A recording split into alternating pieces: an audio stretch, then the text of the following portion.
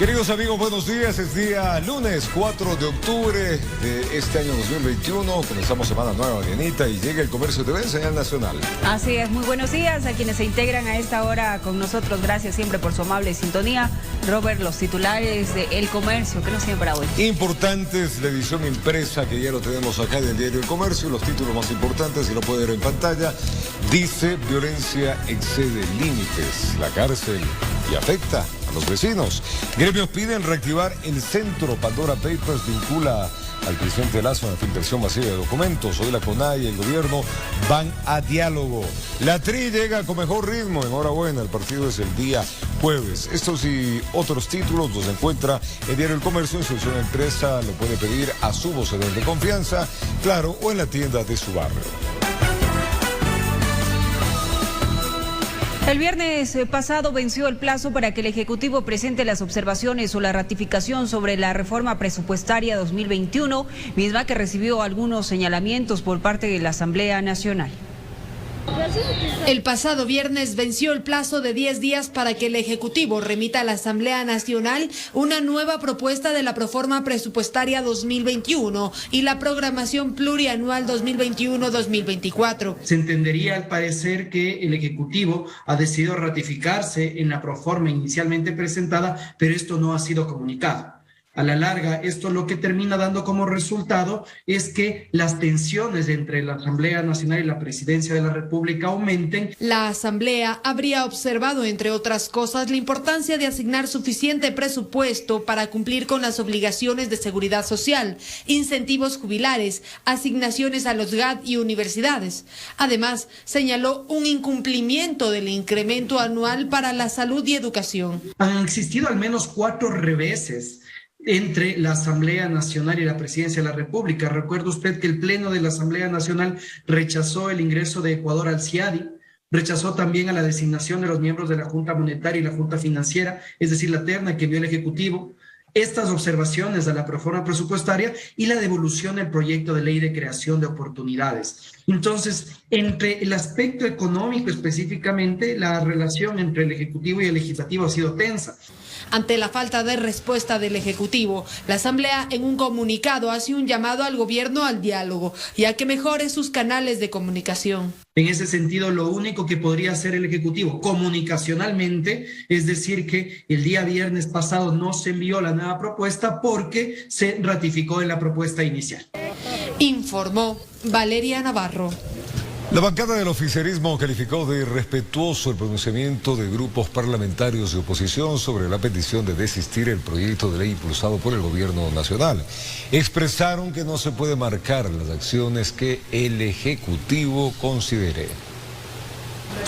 Ante la decisión del Consejo de Administración Legislativa de devolver el proyecto de ley creando oportunidades al Ejecutivo, las bancadas de Izquierda Democrática, Pachacutic, Social Cristianos y UNES emitieron un pronunciamiento para decirle al gobierno que desista del envío de la ley. Hay un mensaje claro para que el gobierno o bien tome la vía de la consulta popular, vía que respaldamos varias de las bancadas para consultar al pueblo ecuatoriano temas tributarios o temas laborales, o bien haga un nuevo envío de la propuesta corrigiendo los errores y, por supuesto, respetando la unidad de materia que lamentablemente no se cumplió.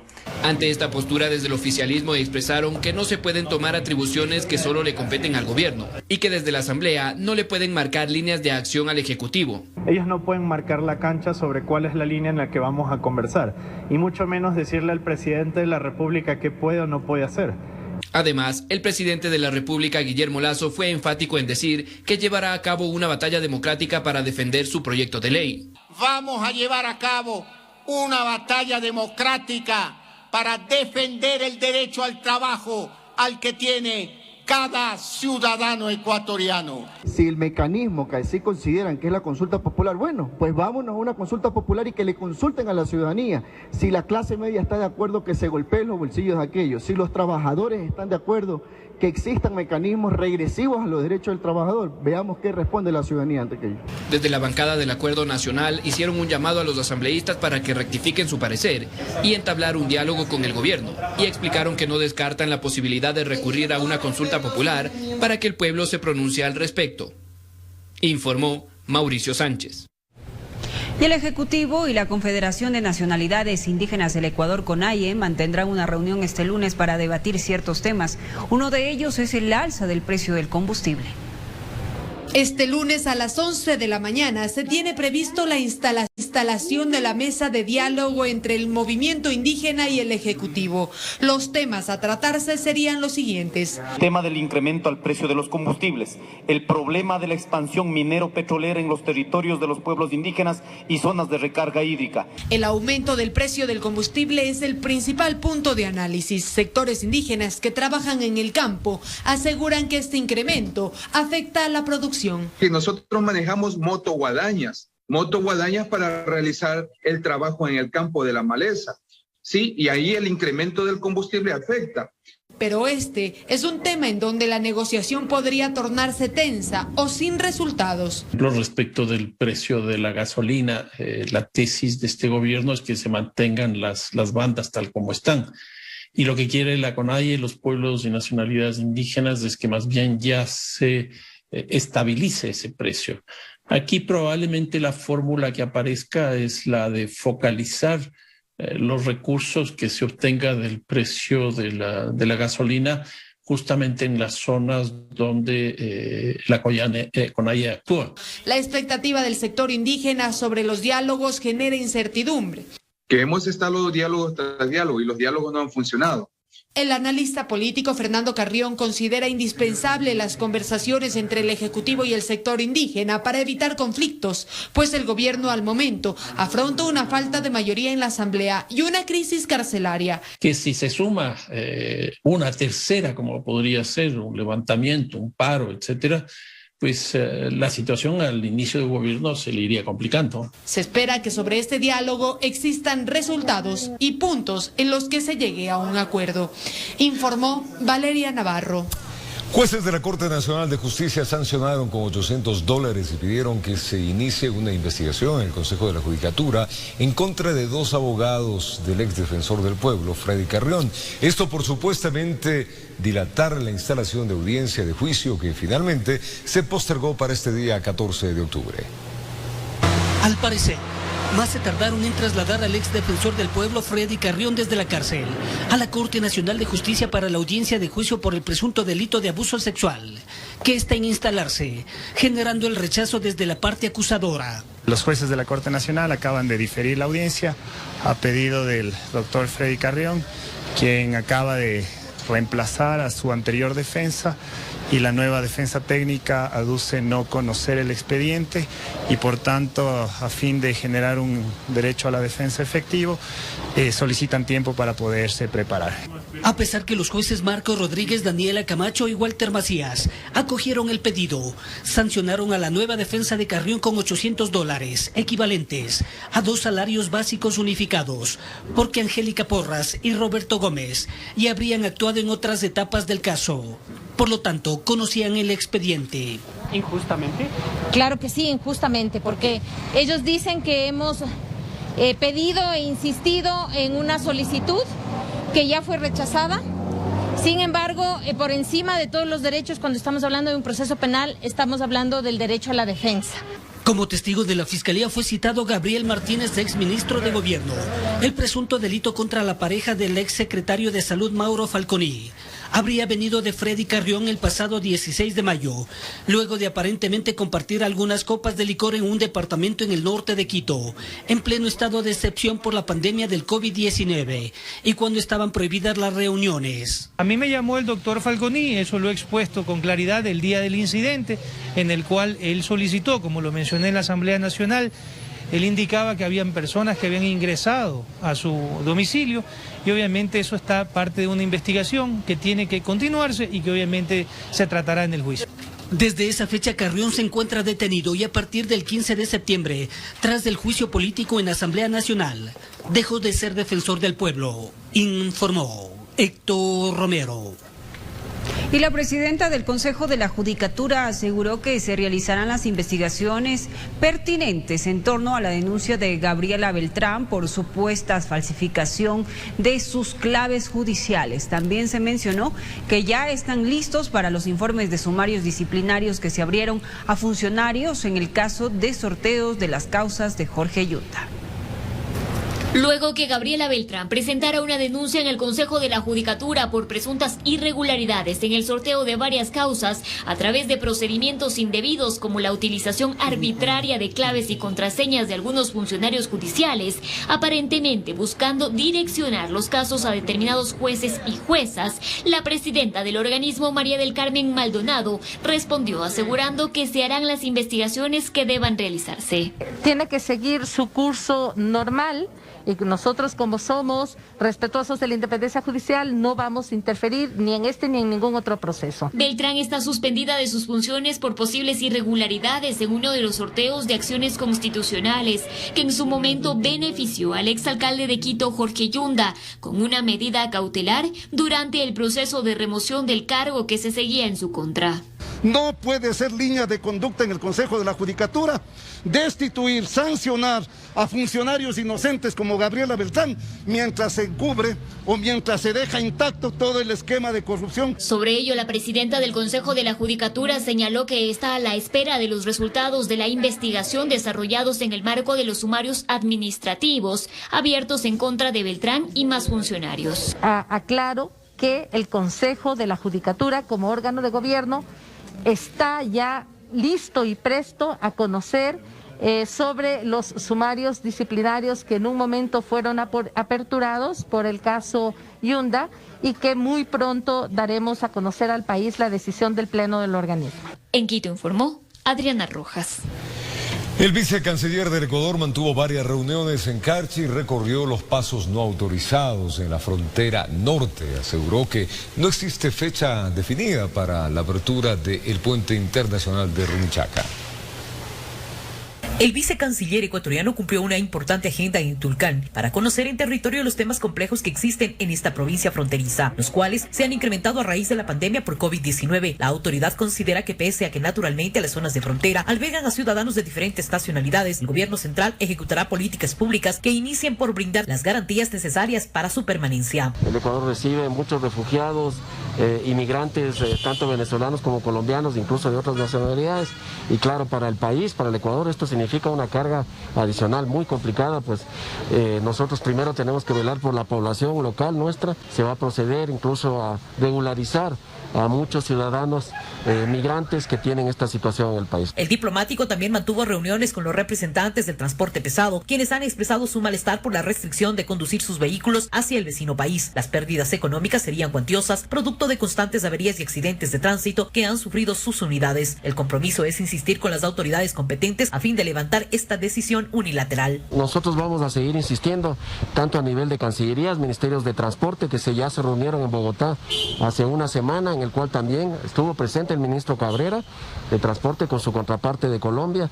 Nuevamente se exigió la necesidad que se levante la ilegal y unilateral decisión del cambio tripulante que ocasiona muchos problemas a nuestros transportistas. La reapertura del puente internacional de Rumichaca es un tema que ha causado opiniones divididas en los diferentes sectores productivos, tanto de Ecuador como en Colombia. El vicecanciller enfatizó que no existe una fecha establecida para la reapertura de este ducto internacional, ya que se lo realizará cuando las condiciones de salud lo garanticen. No hay fechas tentativas, depende mucho de la situación sanitaria en nuestro lado, obviamente, y la situación sanitaria en Colombia. Y eso estamos esperando que el Ministerio de Salud Pública nos dé alguna indicación, una información técnica que permita proseguir con la reapertura gradual de la frontera. Mientras, los comerciantes de Nariño solicitan la reapertura urgente y anuncian una paralización del transporte internacional para el próximo lunes hasta ser escuchados. 4 de octubre, 5 de la mañana, nos tomamos el puente internacional de Rumichaca. Los intraleños, los comerciantes y todo el pueblo de la exprovincia de Omato. Con imágenes de José Cedeño desde Tulcán, informa Miriam Enríquez.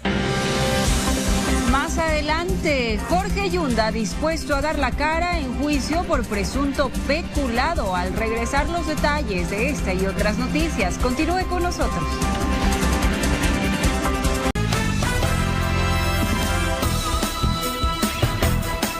El exalcalde de Quito, Jorge Yunda, denuncia supuestas irregularidades en el juicio que se desarrolla en su contra por presunto peculado en la compra de pruebas para COVID-19.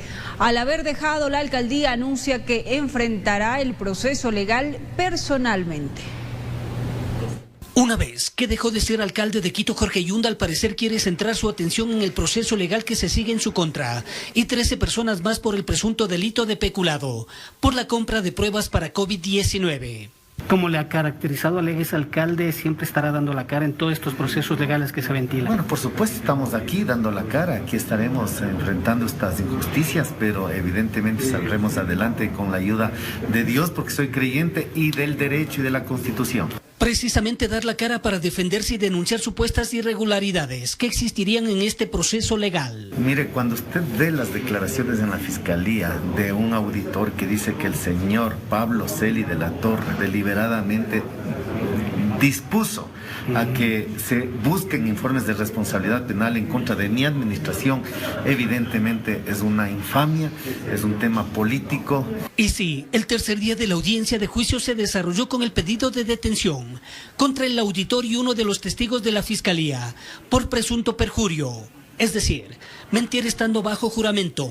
Esto al referirse a un plan de contingencia de Lenin Mantilla, exsecretario de Salud del municipio, para precisamente la compra de las pruebas. No nos sorprende, sigue siendo la misma Contraloría de siempre. El testigo en sus versiones dijo que existía un plan de contingencia y sobre ese se basó todo el proceso. Hoy, a conveniencia y planificación, dice que nunca existió plan de contingencia. Hemos pedido la detención de este testigo. ¿Por qué? Porque no puede seguir sucediendo en Ecuador que los testigos de Contraloría sigan mintiendo y que los testigos de Contraloría sigan estando libres. ¿Son inducidos entonces? No sé si son inducidos por la Fiscalía, pero al menos sí por la propia institución. Porque eso de alguna forma perjudica a unos y favorece a otros. No, la contradicción. El tema es que todas las personas tenemos la obligación jurídica de decir la verdad frente a un juez. O sea, de eso se basa el juicio. Entonces se toma un juramento, de hecho al inicio ustedes habrán visto, e incluso se le advierte la posibilidad del perjurio, pero él de manera flagrante está mintiendo. Entonces un rato dice sí, otro rato dice no, sobre un tema que es un hallazgo que él considera importante. Finalmente el tribunal descartó que exista perjurio, informó Héctor Romero. El alcalde de Quito, Seteo Guarderas, dio a conocer la lista de los 12 nuevos secretarios con los que trabajará en su administración al frente de la urbe capitalina. El burgomaestre pues enfatizó que todos sus funcionarios estarán sometidos al cumplimiento del código de ética que expidió en su posesión. Las 12 nuevas autoridades que estarán al frente de las secretarías del Distrito Metropolitano de Quito ya fueron oficializadas por el primer personero de la ciudad, Santiago Guarderas. En su posesión al frente del Cabildo, el alcalde enfatizó que sus funcionarios serán gente proba y de conocimientos técnicos en sus respectivas áreas, con el fin de realizar un trabajo eficaz y beneficioso para la ciudad. En este tiempo me puse en contacto con los gremios y ellos me han presentado propuestas de técnicos. Simplemente he revisado sus currículums y he tenido la posibilidad de conversar y darles a conocer qué es lo que buscamos. Lo único que se quiere, si han querido formar parte de esta administración, es trabajar y hacerlo con honestidad y transparencia. El nuevo equipo de trabajo del burgomaestre está conformado por Nadia Ruiz en la Secretaría General de Planificación, Daniela Valareso en la Secretaría de Seguridad y Gobernabilidad, Carolina Velázquez en la Secretaría General de Coordinación Territorial y Participación Ciudadana, Fernando Sánchez en la Secretaría de Inclusión Social, Francisco Viteri en la Secretaría de Salud, Luis Calle en la Secretaría de Educación, Recreación y Deporte, Daniel Espinosa en la Secretaría de Desarrollo Productivo y Competitividad, Iván Matute en la Secretaría de Comunicación, Juan Martín Cueva en la Secretaría de Cultura, Cecilia Pacheco en la Secretaría de Ambiente. A esta lista también se suma Marcelo Narváez, que está como encargado de la Secretaría de Movilidad, y Vladimir Tapia, quien fue el único funcionario de la administración del exalcalde Yunda que fue ratificado al frente de la Secretaría de Territorio, Hábitat y Vivienda. Queda pendiente hasta el momento la oficialización de los directores de las agencias metropolitanas de tránsito y de control, así como también presentar las ternas para las gerencias de las distintas empresas municipales para completar el gabinete que acompañará al alcalde Guarderas hasta mayo del 2023. Informó Mauricio Sánchez. A Santiago Guarderas le queda un poco más de un año para finalizar el actual periodo. Exalcaldes dicen que se debe trabajar de manera inmediata en temas prioritarios como el metro de Quito, la seguridad, la corrupción, la reactivación económica y el empleo. Tras las turbulentas disputas en el municipio de Quito, Santiago Guarderas, en un caso poco común, continuará con la administración hasta el término de esta en 2023. Es decir, a Guarderas le queda algo más de un año como burgomaestre. Pero ¿qué retos deberá enfrentar? Algunos dicen exalcaldes, temas prioritarios como el metro de Quito, que aunque avanza su obra física, el resto de componentes son inciertos. Es que esto es inconcebible, que no se pueda definir un modelo de gestión para operar el metro. Entrevistamos a 3 exalcaldes y se muestran preocupados ante las pocas certezas. ¿Quién va a administrar el metro? ¿Cómo va a ser el sistema de pago? ¿Cuál va a ser la tarifa adecuada? ¿Cómo se va a financiar el subsidio? Que una gestión mixta entre el sector privado, sea nacional o extranjero, expertos, y el municipio es la solución. Este modelo de gestión no puede ni privatizarse totalmente, pero peor estatizarse. Prevenir la corrupción también es otro de los puntos. Están conscientes de que deben funcionar de manera correcta las cabezas para que esta administración funcione. Hay que tener sistemas de información pública respecto de toda la contratación.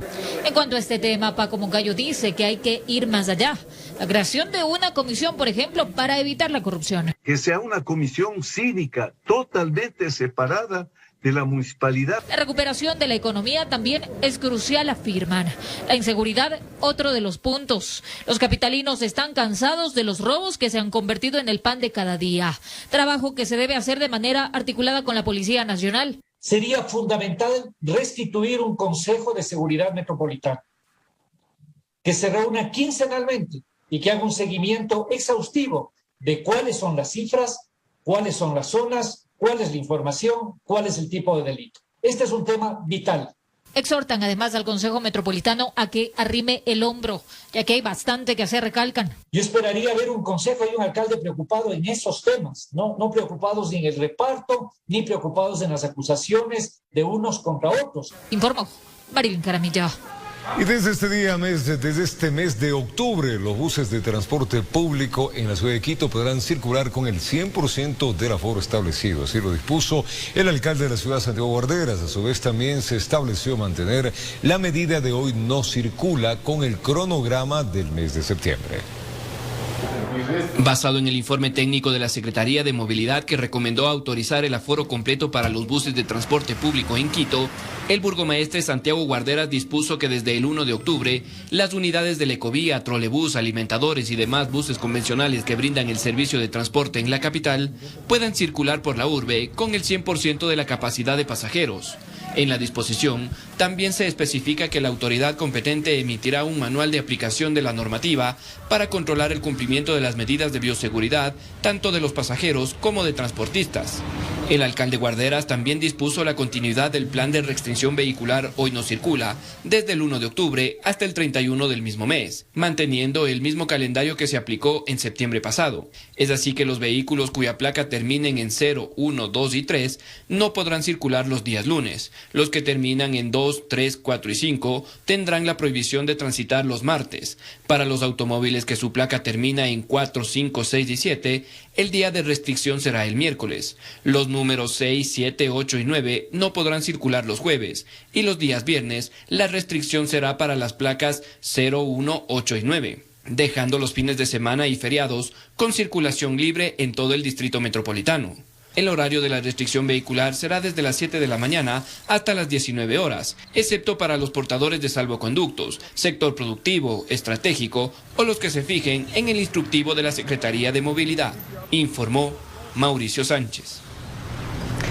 Azocotap, la Asociación de Operadores de Pichincha, se encuentra capacitando a cerca de 4.000 taxistas en temas relacionados al mejoramiento de la calidad de la atención al cliente. Pese a ello, en las calles dicen no sentirse conformes con el servicio que prestan estas unidades.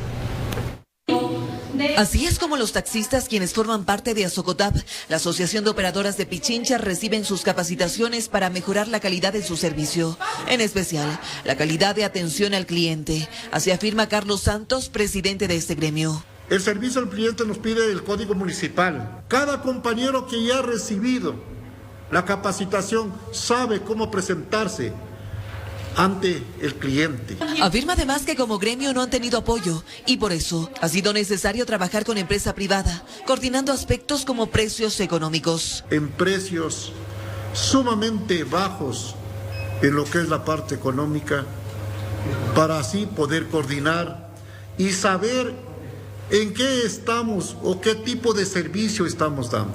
No obstante, en las calles, la ciudadanía dice no sentirse conforme con el servicio que prestan estas unidades amarillas. Y al momento de dar su respuesta, casi todos coinciden. Ha bajado bastante la calidad de los taxis, ya que las plataformas ahora tienen bastantes beneficios, como descuentos, un trato servicial, rutas que realmente son rápidas.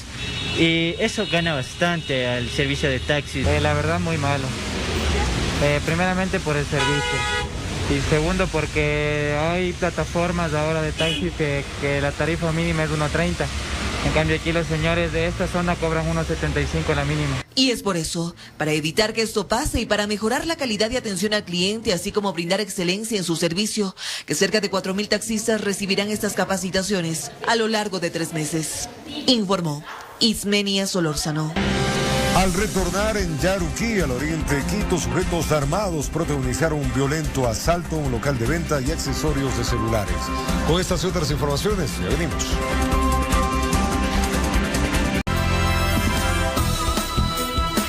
Gracias por acompañarnos en Yaruquí, al oriente de Quito. Sujetos armados protagonizaron un violento asalto a un local de venta y accesorios de celulares. Uno de los delincuentes luego llegó con una mochila en lo que identificaba como repartidor de comida rápida. Le contamos. Los empleados estaban cerrando caja cuando la Lanford fue levantada y desconocidos de visita. Uno llevaba arma de fuego y el otro un cuchillo.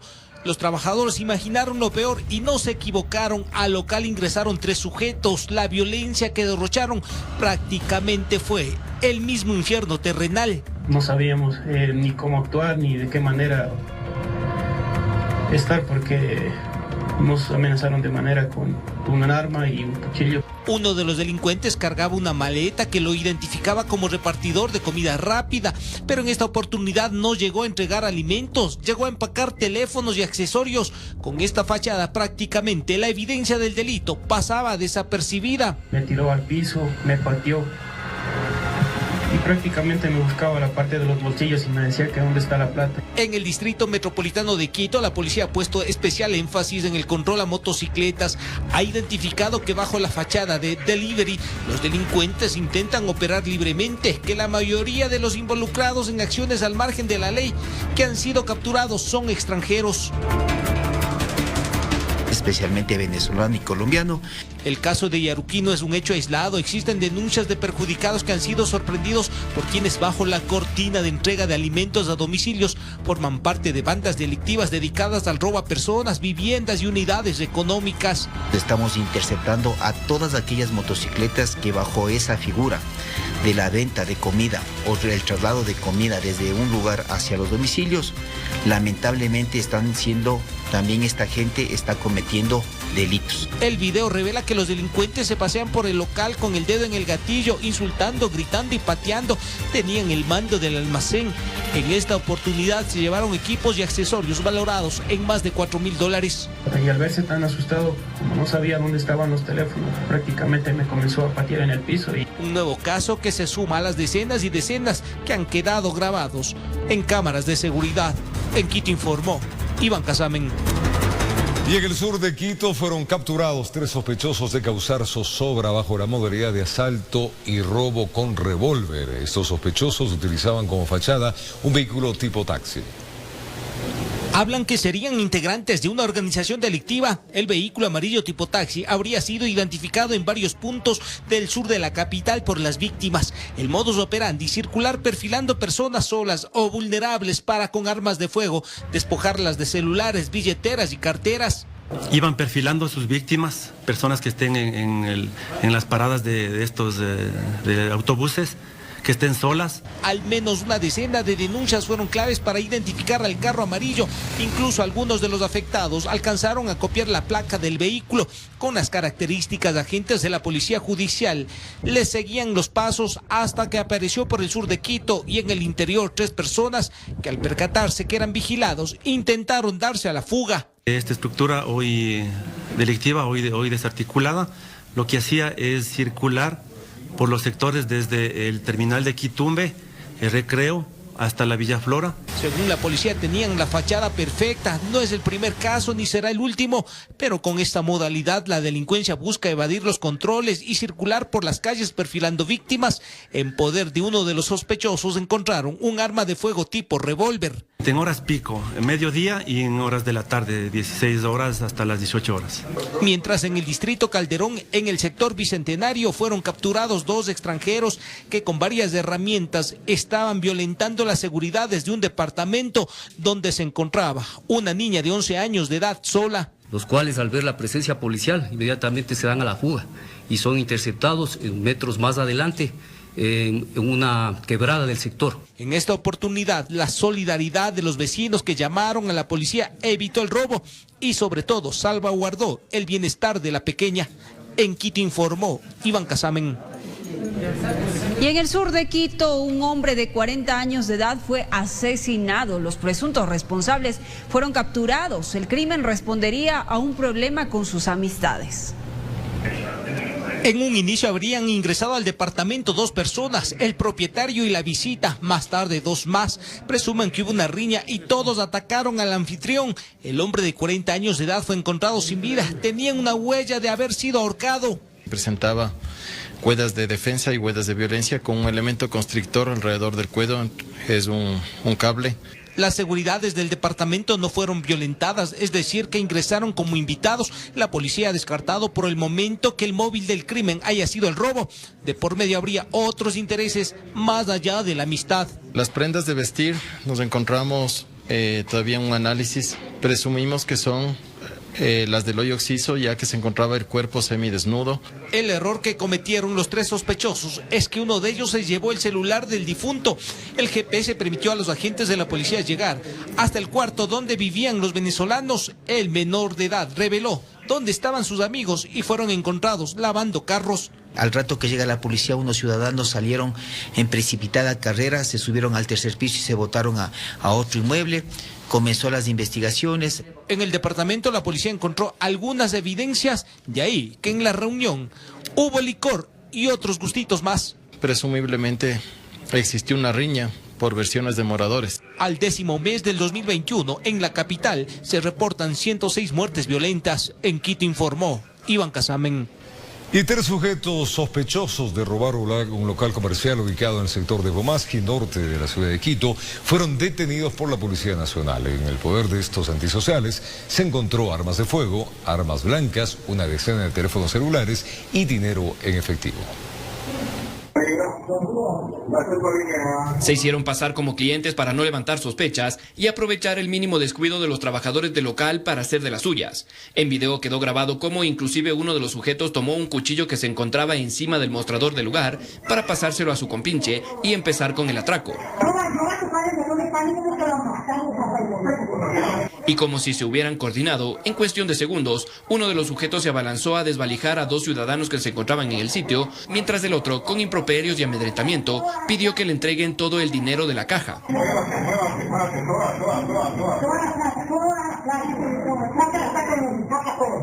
En medio del susto, los ciudadanos afectados emitieron la alerta inmediata a la Policía Nacional y empezó el operativo de búsqueda. El barrido de los uniformados del distrito de La Delicia fue efectivo, ya que horas más tarde lograron dar con el paradero de los sospechosos, quienes se encontraban en el interior de un vehículo con todas las evidencias en sus manos. Por las características vestimenta de estos sujetos, y horas más tarde fueron aprehendidos por el mismo sector al interior de un vehículo, un automóvil color azul marca Honda, un arma de fuego, armas blancas, 10 teléfonos celulares, la cantidad de dinero que presumiblemente fue como consecuencia del robo. De los 3 detenidos, 2 son de nacionalidad ecuatoriana, mientras que el otro sería de procedencia extranjera. Y preliminarmente sin antecedentes, eso aún están en investigación y consulta a ver si es que de pronto presentan antecedentes. Un golpe importante que la Policía Nacional da a la delincuencia en su ardua batalla contra la inseguridad de la ciudad. Ahora los sospechosos fueron puestos a órdenes de las autoridades competentes a la espera de que sean guardados por un buen tiempo tras las rejas. Informó Mauricio Sánchez. Y decomisan más de 2 toneladas de droga en un puerto marítimo de Guayaquil. La Policía Nacional informó que la mercancía ilícita estaba valorada en aproximadamente $200 millones. La Dirección Nacional de Antinarcóticos ejecutó 2 operativos contundentes en Guayaquil durante el fin de semana. El primer caso, denominado Matrix, se llevó a cabo en uno de los puertos de la urbe. El CAN de especialidad de drogas de nombre Zaira, guiado por el talento humano del Centro Canino, dio una alerta indicando positivo en un contenedor, incautando 1 tonelada de sustancia catalogada y sujeta a fiscalización que tenía como destino final el puerto de Bulgaria. El alcaloide que dio positivo para cocaína se encontraba dentro de 35 cajas. Luego de este golpe al narcotráfico, la policía efectuó otra operación llamada Júpiter. La Armada del Ecuador y nuestros similares de la República de Colombia permitieron identificar y localizar una nave, la que estaba siendo utilizada para el transporte de droga vía marítima, teniendo como resultado 5 personas aprehendidas, de las cuales 2 son de ciudadanos de nacionalidad ecuatoriana, 1 de nacionalidad mexicana y 2 de nacionalidad colombiana. En esta embarcación era transportada 1,5 toneladas de estupefacientes. Entre ambos casos, las autoridades retiraron de circulación 25 millones de dosis de drogas. Con un valor en el mercado internacional de $200 millones, lo cual afecta la economía de estas organizaciones delictivas y atacando al narcotráfico. Informó Jorge Salazar. Y al retornar vamos a contarles que una explosión cerca de una mezquita allá en Kabul dejó al menos 5 personas fallecidas y más de una decena de heridos. Esto y más al retornar en esta edición del Comercio TV y la señal de Televicentro. Una pausa. Cambiamos de tema, amigos televidentes. Noticias positivas. Cristian Cedeño recibió las prótesis para sus brazos. Un video suyo se hizo viral cuando buscaba en Manta clientes para lavar vehículos. Él hace 11 años perdió sus extremidades por una descarga eléctrica, pero no las ganas de trabajar para sacar adelante a su familia. A continuación les invitamos a conocer parte de su historia. Después de 11 años, Cristian Cedeño volvió a escribir su nombre. Este sábado recibió las prótesis de sus brazos que fueron amputados tras una descarga eléctrica de 13.800 voltios. Ahí vamos poco a poco, tenemos que ir poco a poco acostumbrándome y mejorar el funcionamiento ya después. Ya sé ya la destreza mía que yo le dé uso a las prótesis. Pese a las faltas de sus extremidades, sus ganas de trabajar se viralizaron en redes sociales y después de varias semanas la ayuda finalmente llegó a la familia. En el Rotary Club de Manta le colocaron sus prótesis. Don Cristian tiene también otras necesidades, ya estamos coordinando con el Ministerio de Educación, sabemos que tiene un carnet de discapacidad que fue reevaluado posterior a la entrega inicial. Lo haremos la gestión para que se haga una nueva evaluación. Volver a bailar con su esposa fue uno de los primeros deseos que cumplió en el proceso de adaptación. Feliz, muy contenta porque sobre todo de verlo ya que puede movilizarse más, agilitarse más con su propio cuerpo. Ahora podrá realizar otras actividades en el pequeño negocio de lavadora de autos que montó junto a su familia en el barrio Las Cumbres. Yo no deseo nada que me regalen. Yo lo que quiero es que la gente vaya a mi negocio, haga lavar su vehículo, eso.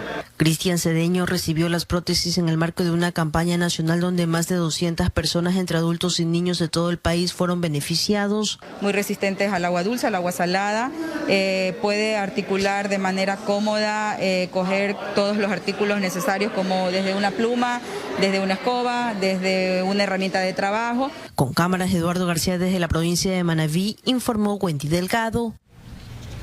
Y la pandemia trajo consigo graves consecuencias y más aún para las personas con discapacidad, a quienes les ha resultado complicado conseguir un trabajo estable. Sin embargo, desde el Consejo para la Igualdad de Discapacidades se afirma que se trabaja para la inserción laboral y social de las personas con discapacidad. Veamos. Si encontrar una vacante de empleo relacionada con tu profesión y ser seleccionado para este trabajo es complicado, aún más lo es para una persona con discapacidad. Así afirma Irene Valareso, una joven de 29 años y quien tiene parálisis cerebral. Ella tiene 2 títulos universitarios, trabajo estable, pero cuenta lo complicado que ha sido llegar hasta aquí. Antes fue muy difícil conseguir un trabajo. Yo inicié en empresas pequeñas donde...